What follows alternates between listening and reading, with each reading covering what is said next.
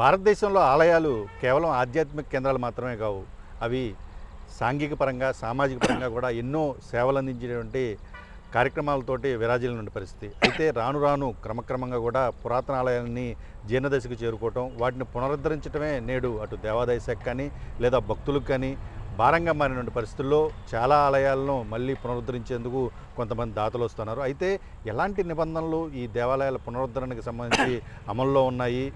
పూర్వంలాగా గానుగు సున్నంతో, బెల్లంతో, కరక్కాయతోటి, ఈ కరక్కాయ నీళ్ళని బెల్లాన్ని కలిపినటువంటి గానుగు సున్నాన్ని వినియోగించాలంటే చాలా వ్యయ ప్రయాసాలకు వర్చాల్సిన పరిస్థితి ఉంది.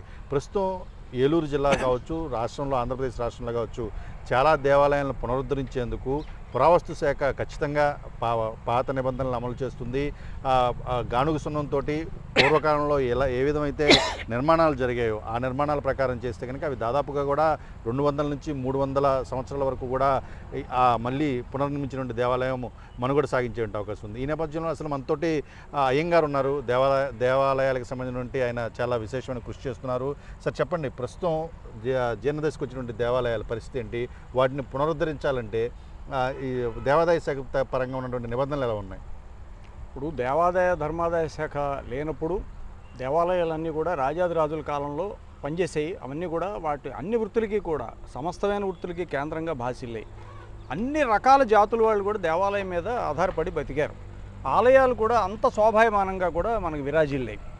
అయితే ఏంటంటే ఎప్పుడైతే ప్రభుత్వాలు బ్రిటిష్ టైం నుంచి కూడా ఎప్పుడైతే ప్రభుత్వాలు ఏ ప్రభుత్వాలైనా సరే ఒక వాళ్ళని వీళ్ళని కాదు, ఎప్పుడైతే ఆలయ వ్యవస్థను గుప్పిట్లో పెట్టుకోవడం మొదలుపెట్టారో ఆలయాన్ని ఆదాయ వనరుగా మార్చుకున్నారు. దేవుణ్ణి వ్యాపార వస్తువుగా మార్చేసి అక్కడి నుంచి ఆదాయాలను సంపర్పించుకుంటూ వాళ్ళకి సంబంధించిన అంశాలను పెంచుకోవడానికి ఉపయోగపడే విధంగా వ్యవహరిస్తున్నారే తప్ప కానీ ఆలయం యొక్క శోభాయమానంగా వెలుగొందేందుకు, ఆలయం యొక్క వైభవాన్ని పునర్వైభవాన్ని తీసుకొచ్చేందుకు జరుగుతున్న కృషి చాలా తక్కువగా ఉంది.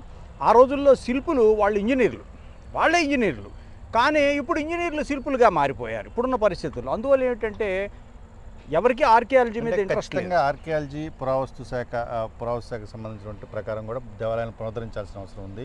ఇప్పుడు ఉన్నటువంటి ఎప్పుడో 100 సంవత్సరాల క్రితం నాటినటువంటి రాజగోపురాలు కావచ్చు, లేదా గర్భగుడి పైన ఉన్నటువంటి శిఖరాలు కావచ్చు, వాటిని యథాస్థానంలో మళ్ళీ పునర్నిర్మించడం సాధ్యమవుతుందా? సాధ్యమైతే ఎలాంటి జాగ్రత్తలు తీసుకోవాలి? ఖచ్చితంగా సాధ్యం అవుతుందండి. ఇక్కడ సైంటిఫిక్ అప్రోచ్ అనేది పూర్తిగా పోయిందండి. ఎలా అయిందంటే మన ఇల్లు ఎలా కడుతున్నామో దేవాలయాన్ని అలా ఇల్లు కట్టడం అనే పద్ధతిలో వ్యవహారం జరుగుతోంది. కాబట్టి సివిల్ ఇంజనీర్లు ఇల్లు కట్టినట్టుగా ఆలయాన్ని కట్టేస్తున్నారు. ఇది పూర్తిగా రాంగ్ స్ట్రాటజీ. ఒక ఆలయాన్ని కట్టాలంటే ఒక సైంటిఫిక్ అప్రోచ్, ఒక ఆగమం ఉంటుంది, దానికి వాస్తు ఉంటుంది, పద్ధతులు ఉంటాయి. దాని ప్రకారం, దాని కొలతలతో, దాని పద్ధతిలో ఏది ఎలా చేయాలో అలా చేయాలి. ఉదాహరణకి చెప్పాలంటే పూర్వకాలంలో వాళ్ళు ఈ రోజులున్న చదువులు లేకపోయినా ఒక ఆలయాన్ని రిపేర్లు చేయాలన్నా, రెనోవేషన్ చేయాలన్నా, రికన్స్ట్రక్షన్ చేయాలన్నా, రిప్లాంటేషన్ చేయాలన్నా ఆ రోజుల్లో ఒక స్పెషల్గా ఒక పద్ధతులు ఆచరించేవాళ్ళు. ఆ పద్ధతుల ప్రకారమే చూడండి చాలా మటుకు దేవాలయాల్లో పునాదులు లేకుండా కూడా గాలిగోపురాల నిర్మాణం జరిగినాయి. అసలు పునాదులే లేకుండా ఇంత పెద్ద గాలిగోపురం ఎట్లా ఉంది అని ఆశ్చర్యం కలిగించే సంఘటనలు చాలా ఉన్నాయి. కారణం ఏంటంటే వాళ్ళు చాలా సైంటిఫిక్ అప్రోచ్ ఫాలో అయ్యేవారు. చూడండి, పూర్వం ప్రతి గర్భాలయానికి కూడా మీకు గాలి వెళ్ళటానికి రావడానికి మీకు తప్పనిసరిగా రంధ్రాలు ఉండి, ఇప్పుడు ప్రతి గర్భాలయం కూడా పూర్తి కంటైనర్ల గాలి బయటికి వెళ్ళడానికి వీలు లేకుండా గ్యాస్ లోపల ప్రొడ్యూస్ అయ్యే విధంగా, ఆస్కారం ఉండే విధంగా తయారవుతున్నాయి. ఇది చాలా ప్రమాదకరం. ఇది ఖచ్చితంగా చెబుతాం. మీరు అన్నట్టు పోనీ మనం పురాతన ఆలయాలు తీసుకున్నట్లయితే ఇప్పుడు గానుగు సున్నం, గతంలో గానుగ ఆడించి సున్నంలో బెల్లం కానీ లేదా కరక్కాయ కానీ ఇతర గమ్ము, తుమ్మ జిగురు ఇవన్నీ వేసి కట్టేవాళ్ళు. ఇప్పుడు అవన్నీ లభ్యత ఎలా ఉంది? అవన్నీ చేసేటువంటి సాంకేతిక పరిజ్ఞానం కూడా ఉండాలి కదా ఈ కాలంలో ఉండేటప్పుడు. ఇప్పుడు ఏం చేశారంటే సులభంగా అయిపోవాలనేది, అది నీ ఇంటికి సులభంగా అయిపోయేలా నువ్వు చేసుకోవచ్చు. కానీ ఒక ఆలయాన్ని నిర్మాణం చేయాలంటే ఒక ఇల్లు మ్యాక్సిమం 40 years, ఒక అపార్ట్మెంట్ 50 years మించి లైఫ్ లేదు. ఒక ఆలయం ఈ రోజున వేంగి చాళుక్యుల కాలం నాటి ఆలయాలు కూడా, 1000 ఏళ్ల కాలం నాటి ఆలయాలు, గాలిగోపురాలు కూడా ఈ రోజుకి అజరామరంగా ఈ రోజుకి మన కళ్ళకి కట్టినట్టుగా వాటి యొక్క శోభని మనకి వెలుగొందిస్తున్నాయంటే కారణం ఆ రోజు ఉన్న టెక్నాలజీ. ఈ రోజున ఎందుకు లేకపోయిందంటే నీకు దాని మీద ఆసక్తి లేకపోవటం. ఆలయాల్లో ఉన్న శాసనాల మీద రంగులు వేసేస్తున్నావు. ఆలయాల్లో ఉన్న ఏ రకమైన కన్స్ట్రక్షన్ జరిగిన ఆలయం, ఎంత ప్రాచీన ఆలయమైనా సరే కూలగొట్టి సిమెంట్తో దుర్మార్గంగా దాన్ని మార్చేస్తున్నావు షేపులు. అంటే నీకు ఒక ఆర్కిటెక్చరల్ వ్యూ కానీ, ఒక కల్చరల్ ఆస్పెక్ట్ కానీ, ఒక హెరిటేజ్ కాన్సెప్ట్ కానీ ఇవేవీ లేవు.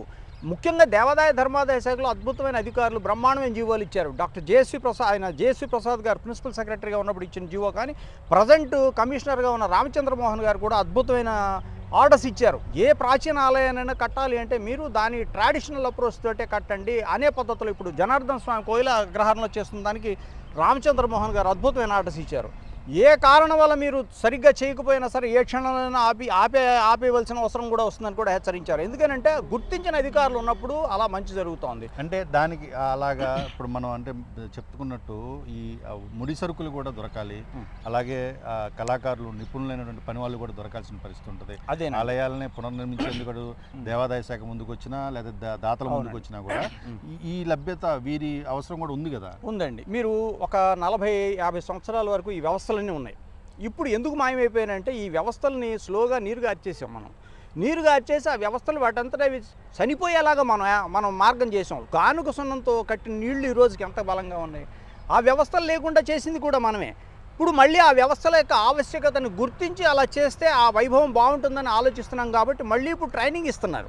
ఆ ట్రైనింగ్ ఇచ్చి ఆ పరిధిలో చక్కగా జరగాలనే పద్ధతిలో చేస్తున్నారు. ఉదాహరణకి చెప్పాలంటే ఎపాక్సీ రెక్సిన్ గ్రౌటింగ్ అని చెప్పి గాలి గోపురం స్ట్రెంగ్తన్ చేయడానికి ఉపయోగించాం. మనం ఆ టెక్నాలజీ ఉపయోగించాం. ఎంత స్ట్రాంగ్గా నిలబడుతుంది గాలి గోపురం, కింద పునాదులను స్ట్రెంగ్తన్ చేస్తుంది. అది దాదాపు 300 సంవత్సరాల పాటు కదలడానికి వీలైన విధంగా స్ట్రెంగ్తన్ చేస్తుంది. అలాగే ఒక రిపేర్లు చేయాలంటే ఎలా చేయాలి, ఇప్పుడు దానికి ఎపాక్సీ ఎన్ని చోట్ల రంధ్రాలు ఉంటే అన్ని చోట్లకి కూడా ఎపాక్సీ రెక్సిన్ వెళ్ళిపోయి మొత్తం స్ట్రెంగ్తన్ చేసేస్తుంది. అట్లా చక్కటి అవసరమైన మోడర్న్ టెక్నాలజీని కూడా ఉపయోగించుకోవచ్చు. ఇప్పుడు సున్నము, బెల్లము, కరక్కాయతో అద్భుతమైన కాంక్రీట్ మీరు అన్నట్టు ఇప్పుడు అవకాశం లేదు అన్నారు. దానికి తగ్గ వాళ్ళకి ట్రైనింగ్ ఇవ్వాలి. ముఖ్యంగా ఏంటి, ఆర్కియాలజీ డిపార్ట్మెంట్ని పూర్తిగా సర్వభ్రష్టం చేసేసింది మన ప్రభుత్వాలే. బ్రిటిష్ వాళ్ళు ఇచ్చినంత ఇంపార్టెన్స్ కూడా మనం ఇవ్వాల. ఎందుకని ఆర్కియాలజీలో పోస్టులు ఫిలప్ చేయరు, ఆర్కియాలజీకి ఫండ్స్ ఉండవు, మినిస్ట్రీ ఆఫ్ కల్చర్కి దీనికి సంబంధాలు లేకుండా ఉంటాయి. సమస్యలు ప్రతి చోట ప్రతి డిపార్ట్మెంట్లో కూడా ఉంటాయి. అయితే ప్రస్తుతం ఏలూరు జిల్లాలో ప్రధానంగా చూసుకుంటే చాలా ఆలయాలను జనదశకు చేరుకుంటే ఆలయాల్లో రాజగోపురాలు కావచ్చు, లేదా దేవాలయాలకు సంబంధించిన శిఖరాలు కావచ్చు, గర్భగుడ్లు కావచ్చు, వాటిలో ఉన్నటువంటి శిల్పాలు కావచ్చు, ఇవన్నీ కూడా జనదశకు చేరుకున్న సందర్భంలో వాటిని మళ్ళీ పునరుద్ధరించేందుకు ఖచ్చితంగా ట్రెడిషన్ ఫాలో అవుతున్నారు. పురాతన పద్ధతిలో ఏదైతే ఉందో గానుగ సున్నాన్ని, ఏదైతే కరక్కాయి అదేవిధంగా బెల్లం కలిపి ఆ మిశ్రమాన్ని మరాడించి గ్రైండ్ చేసి దాంట్లో మళ్ళీ కావాల్సినటువంటి జనపనార మిగతా అన్ని పదార్థాలను కూడా కలిపి బలంగా తయారు చేసి ఆ జిగురుతోటి మొత్తం అన్ని కూడా మళ్ళీ ప్లాస్టింగ్ చేసినట్లు చేసి వాటిని ఆలయాలను మళ్ళీ పునరుద్ధరిస్తున్న పరిస్థితి కనిపిస్తుంది. ఇలా చేయడం ద్వారా దాదాపుగా కూడా మరో 200-300 సంవత్సరాల పాటు ఆ దేవాలయాల మనుగడ కొనసాగించడం, భక్తి అజరామరంగా ఆ దేవాలయానికి సంబంధించిన చరిత్ర మొత్తం కూడా భావితరాలకు కూడా అందించే అవకాశం అయితే చాలా స్పష్టంగా కనిపిస్తోంది. దానికి సంబంధించి దాతలు కూడా ముందుకు రావడం, అదేవిధంగా పురావస్తు శాఖకు సంబంధించినటువంటి చరిత్రకారులు కూడా ముందుకు రావడం అనేది అభినందనీయంగా మనం చెప్పుకోవచ్చు.